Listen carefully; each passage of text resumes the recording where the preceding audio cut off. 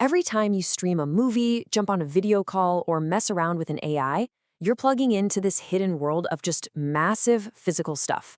We're talking about data centers, the real humming hearts of our digital lives. And right now, Malaysia is at the absolute epicenter of a huge, high-stakes transformation in this world. Okay, let's get into it. So first, let's just try to wrap our heads around the numbers here. By 2030, Malaysia's data center market is expected to be worth more than 13.5 billion US dollars. This isn't just a little bit of growth. This is a full-on digital gold rush pulling in billions in investment from the biggest names in tech.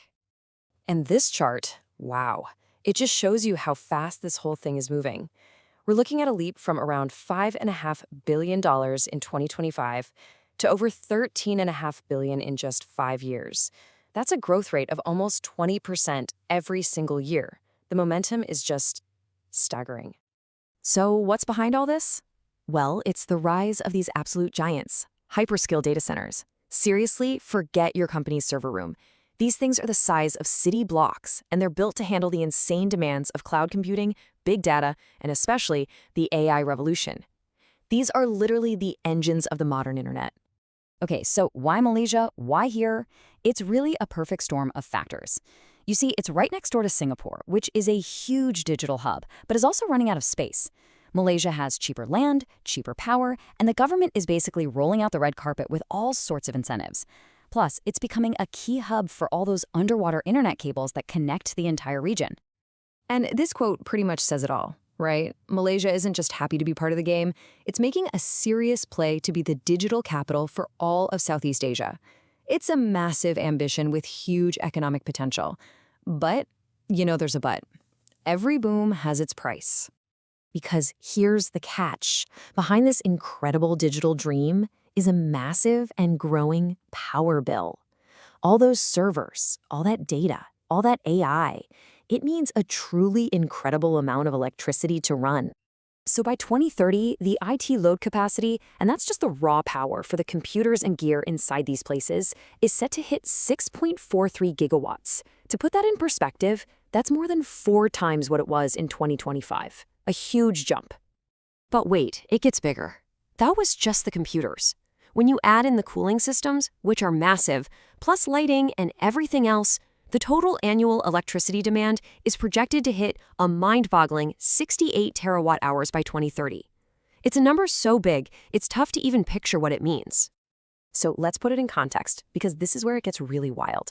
That 68 terawatt-hours, that's more electricity than the entire country of Singapore, with its nearly 6 million people and its giant economy, used in all of 2023. We're talking about one single industry in Malaysia using more power than its entire highly developed neighbor. Just think about that for a second. And all that power has to come from somewhere. This massive hunger for electricity inevitably leads us to the other side of the coin, a rising carbon cloud.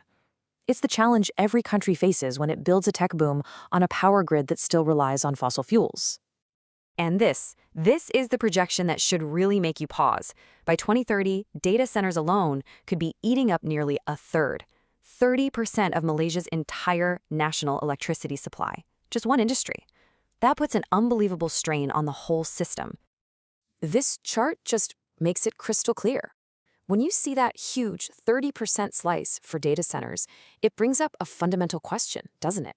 As this one industry explodes, what does that mean for the cost and availability of power for everybody else? For homes, for schools, for hospitals, for every other business in the country. And of course, that energy use translates directly into carbon emissions. The forecast for 2030 is a footprint of 40 million tons of CO2 equivalent every single year. That is a heavy, heavy environmental price tag. But it's not just the total number, it's the speed of the increase that's so alarming.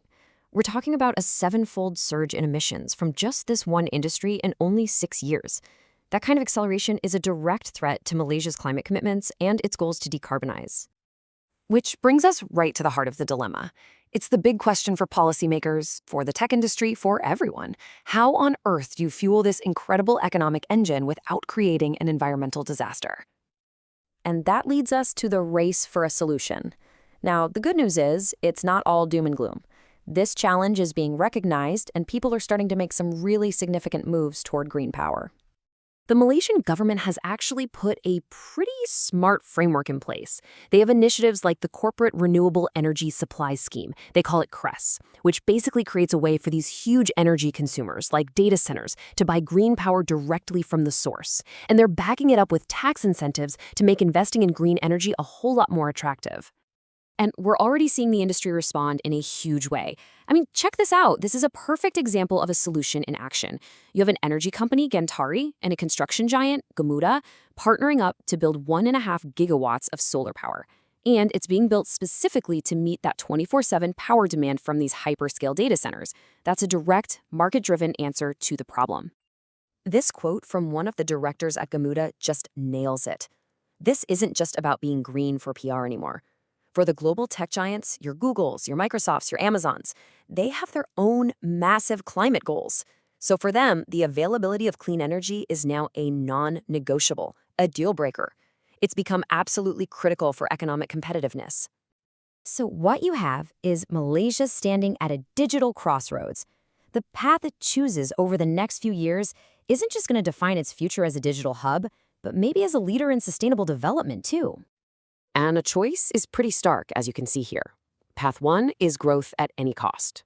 Sure, you become a digital hub, but you're stuck with a massive carbon problem, a strained power grid, and you're risking your climate commitments. But then there's Path 2, sustainable leadership. Building not just a digital hub, but a green digital hub. That means a resilient, clean energy grid, which in turn actually attracts even more of that high-value ESG-focused investment.